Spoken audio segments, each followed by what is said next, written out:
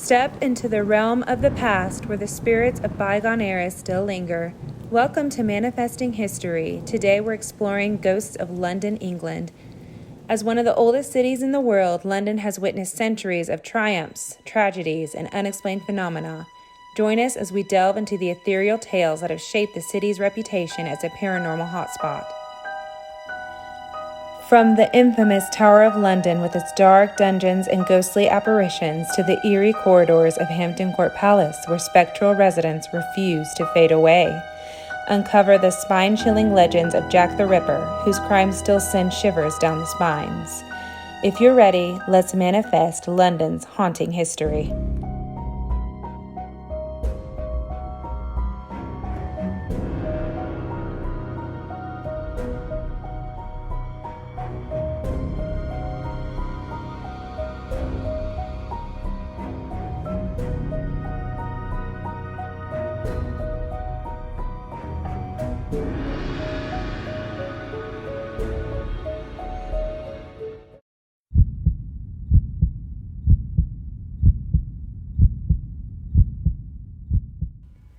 Buckingham Palace, located in the heart of London, stands as an iconic symbol of British monarchy and grandeur.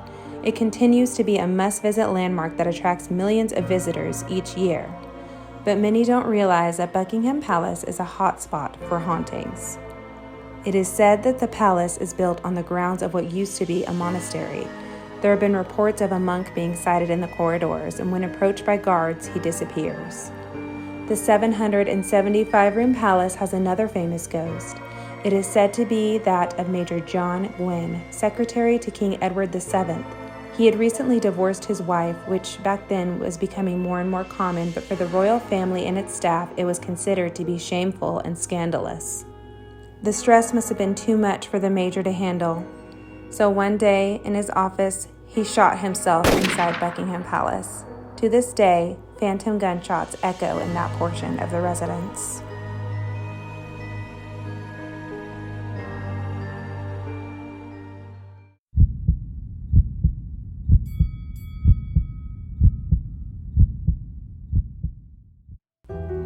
Down the road from Buckingham Palace sits St. James Palace. This historic red brick site dates back to the 16th century and has been a significant residence for the British monarchy for centuries.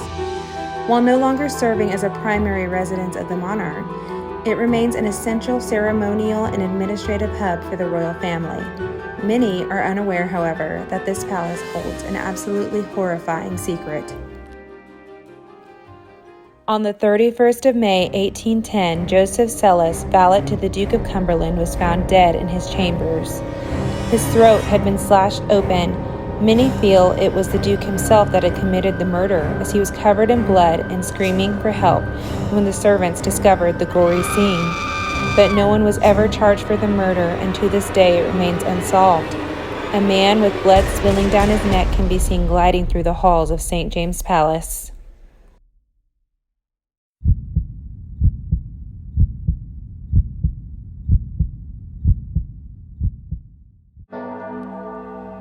St. Paul's Cathedral is a brilliant landmark in London, with its iconic dome standing out against the city's skyline. With its rich history, a visit to St. Paul's Cathedral is an unforgettable experience, especially if you happen to run into a ghost. Many people, including cathedral staff, have reported the sound of a child or baby crying coming from the crypt after closing when no one else is around. There is also the story of the kneeling lady, who appears to be searching for something on the ground. When someone bends down to ask if she needs help, they feel a tap on the shoulder. When they turn around, there is no one there, and the lady on the ground has vanished. The All Souls Chapel in the North Tower is said to be inhabited by the Whistling Ghost. An elderly clergyman dressed in old-fashioned robes glides through the chapel while whistling before disappearing into a section of the wall. After World War I, parts of the chapel were excavated and a door was discovered behind the same section of wall that the whistling ghost had been seen disappearing. Behind the door was a spiral staircase that led up to a secret room. Was the clergyman trying to tell people about the hidden staircase, or was he simply replaying moments of time when the staircase was once open? To this day, no one knows what the room was used for.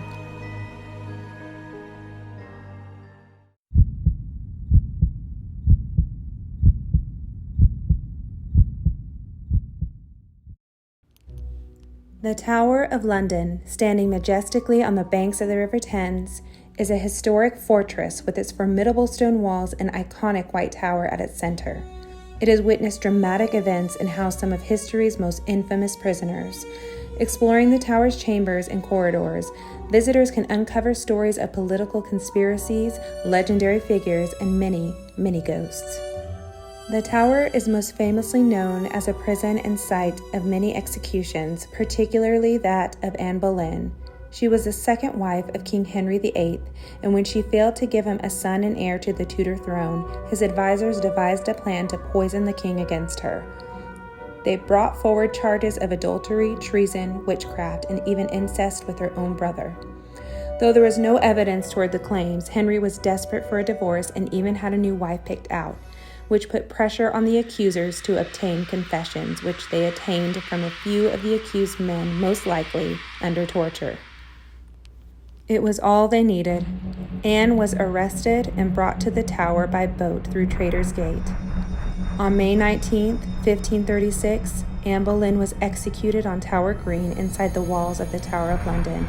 It is said that the swordsman's strike was so swift and clean that Anne's lips were still moving in prayer seconds after her head left her body, which was put inside an arrow box and buried in the floor of the nearby chapel.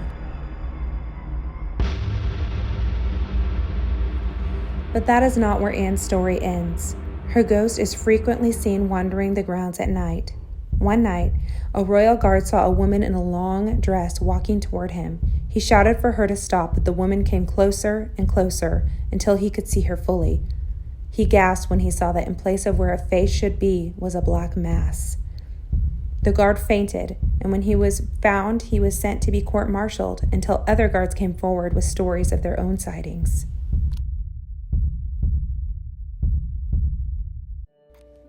The most frequent ghost sightings at the Tower are that of the young York princes, when 12-year-old Edward and 9-year-old Richard's father, the king, died. The two royals were taken into protective custody by their uncle, Richard III, but it seems their father's brother had ulterior motives. Only a few months after the boys were last seen in one of the castle's towers, they seemed to vanish without a trace. With the 12-year-old Edward, the rightful heir to the throne, out of the way, Richard III was crowned King of England. For centuries, their disappearance remained a mystery until in 1674, workmen uncovered a chest at the tower that contained the skeletons of two children. Centuries later, the bones were examined and matched the ages of the two York princes. They are now laid to rest at Westminster Abbey. The room where the boys were once kept in custody and most likely met their end is now named the Bloody Tower. Their spirits have been spotted peering out the windows of the Bloody Tower and have been seen running along the castle grounds. As the sun fades and the moonlight shines upon the ancient stones of the tower, you wonder just how many spirits reside within its walls.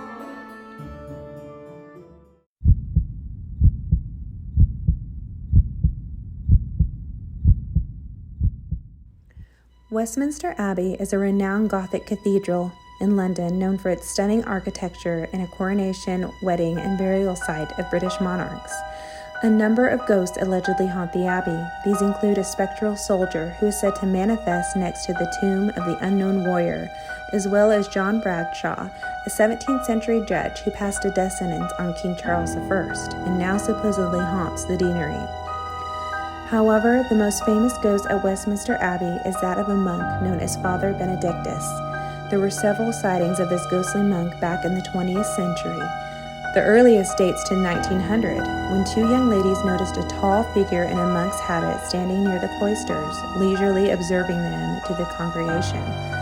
They watched the mysterious figure for several minutes before it stepped back and disappeared directly into a wall. In the 1930s, two tourists became lost within the abbey and saw a monk standing among the cloisters and asked him for help finding the exit. He turned to them and smiled and then pointed the way to the exit. The ladies thanked him and made a comment to a staff member near the exit that they weren't aware that there would be monks at Westminster Abbey. The staff member told them there wasn't, and they must have met Father Benedictus, the resident ghost.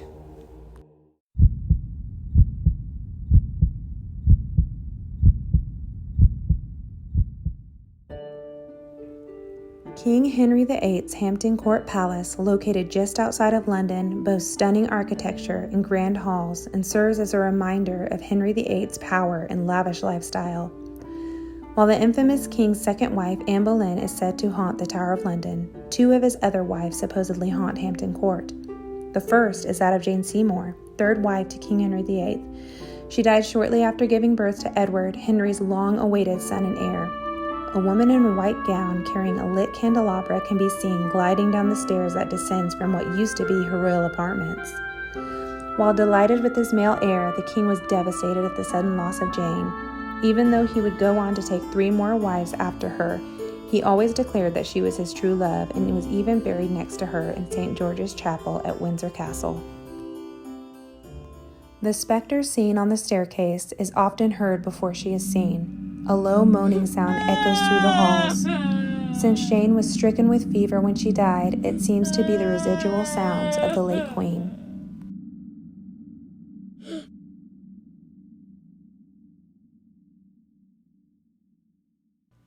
There is a hall at Hampton Court known as the Green Gallery, which sits outside the royal chapel where Henry's 5th wife, Catherine Howard, pled for her life before being executed.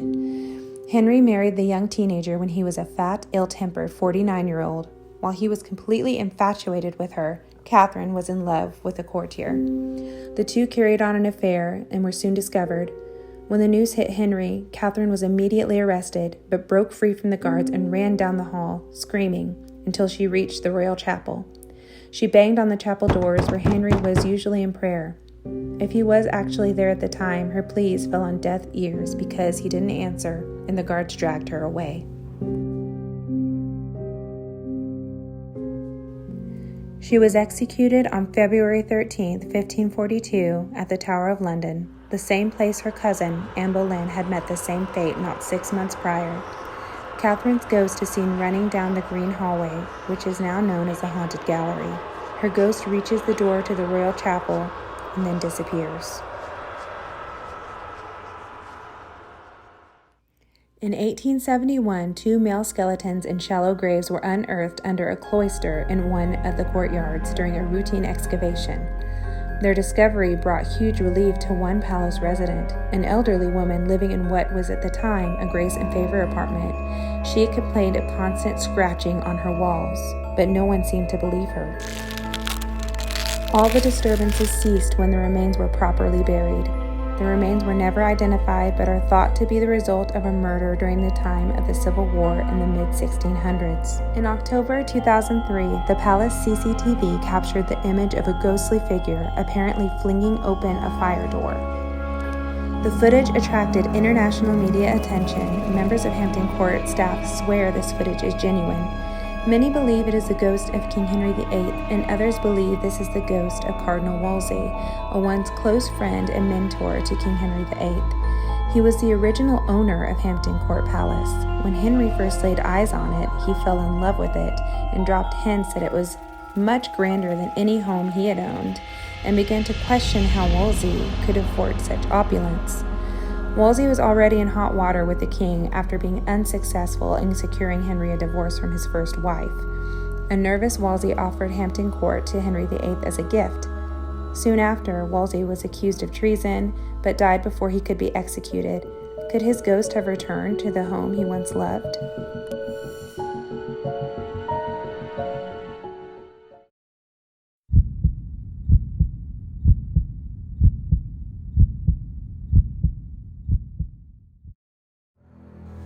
The haunting Whitechapel District in London's East End is shrouded in a chilling aura, echoing with the dark tales of infamous Jack the Ripper. With its narrow streets and atmospheric alleyways and haunting history, it continues to captivate those seeking to uncover the mysteries of the past. On Durward Street, formerly Bucks Row, a glowing ghost of a woman lying prostrate in the gutter has been sighted. This is the location where the corpse of Mary Ann Nichols, the first victim of Jack the Ripper, was found. Catherine Eddowes was another one of Jack the Ripper's victims and was found dead at the southwest corner of Meter Square on September 30th, 1888. Sometimes the apparition of Catherine's badly mutilated body can be seen lying in the gutter late in September and what seems to be a residual haunting. At 29 Hanbury Street, where a house once stood, the body of Annie Chapman was discovered. Her spirit is said to be at the center of the hauntings first documented in the 1930s. The sounds of what seems to be the reenactment of her murder were heard by one witness, whilst a headless ghost said to be Annie has also been sighted. In the 1990s, the owner of the Tin Bells pub asserted that the spirit of Annie Chapman had taken up residence. There had been reports of spectral apparitions sighted within the walls of the pub and unsettling instances of poltergeist activity, including tables being propelled through the air and chairs shifting unexpectedly. Jack the Ripper's victims aren't the only ghosts to haunt Whitechapel.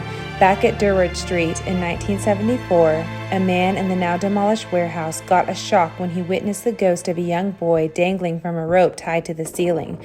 He screamed and ran to save the boy, but the apparition quickly disappeared. The building was previously a boarding school, but it was unknown if the boy had died that way.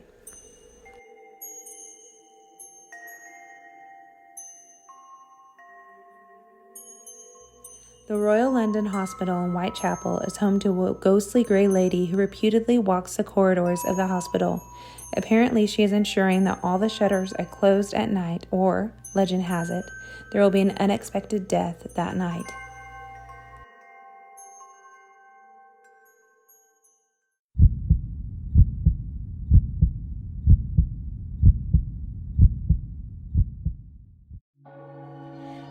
Berkeley Square is infamous as one of the most haunted houses in England. This Georgian townhouse carries a chilling reputation, with tales of suicides, bizarre deaths, and people driven to madness at the sight of a dark apparition. In the early 1900s, it became a tourist attraction for eager people wanting to see the hauntings for themselves. People didn't even need to enter the home to witness unexplained phenomena. Onlookers from the street described seeing flashing lights and heard screams. In the 1800s, a servant girl threw herself out the window and died on impact. Her ghost can be seen peering out the second-story window. A 5-year-old daughter of a servant died after falling down the steep stairs, and her spirit can be heard playing around the house. But the most famous ghost of 50 Berkeley Square is a malevolent entity that no one alive or coherent has seen. That is because anyone that has laid eyes on it has either died by suicide or been driven mad and admitted into a psych ward. Some years after the death of the little girl, a new maid was shown to her room at the top of the house. Soon after, staff heard shrieks of horror coming from her room. Upon inspection, she was found standing in the corner of her room staring with a blank expression. She was unable to tell them what she saw, and she never regained her sanity. The next incident happened when a group of men were playing cards together in the house's parlor.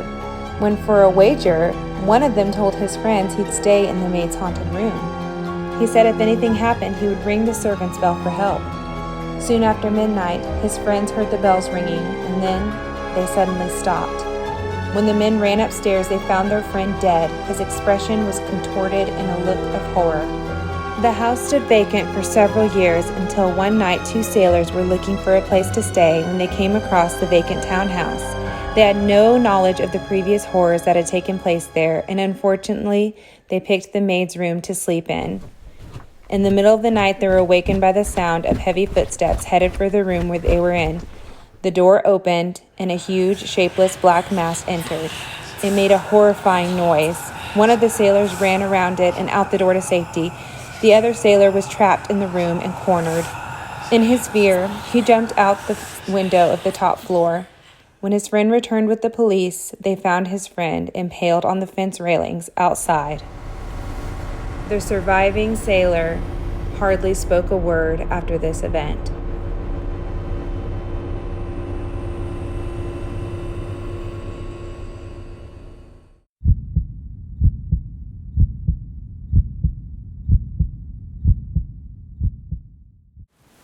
The Queen's House in Greenwich, London, was built in the early 17th century for Queen Anne of Denmark. It boasts unique features like the tulip staircase and the Royal Observatory. During 1966, a retired Canadian clergyman and his wife visited the Queen's house, captivated by its famed tulip staircase. The Reverend took a photograph, only to discover upon developing it at home an unexpected shrouded figure holding onto the railings of the staircase. The Reverend and his wife were insistent that the staircase had been empty at the time that they took the picture. Subsequent thorough investigations failed to provide a definite logical explanation for the phantom photo. Numerous accounts of paranormal occurrences have emerged from the Queen's house. These range from the echoes of children's laughter to apparitions gliding through the building's chambers. Some visitors have even claimed to feel pinches from invisible forces. A spectral maid has been reported mopping a crimson fluid from the staircase's base before disappearing. In 2002, an incident occurred involving a gallery assistant who was engaged in conversation with his colleagues when he witnessed a figure glide across the upper floor balcony and disappear into a wall. Whether the Queen's house is truly haunted or not, one thing is for certain. The ghost on the tulip staircase photograph remains one of the most chilling images ever captured. As we conclude our journey into London's haunted past, we're reminded that beneath the bustling city streets lies a tapestry of chilling tales and spectral encounters. From the Tower of London's ominous shadows to the eerie alleys of Whitechapel, the ghosts of history continue to whisper their stories. As day turns to night and the fog envelops the cobblestone streets, remember that London's haunted history is more than just tales of the past. It's a living, breathing reminder that the past can never truly be laid to rest. Thank you so much for watching. Please subscribe to our channel if you haven't already. If you liked this video, please give it a thumbs up and hit the bell notification so you'll be alerted whenever we post a new video. Until next time, happy hauntings.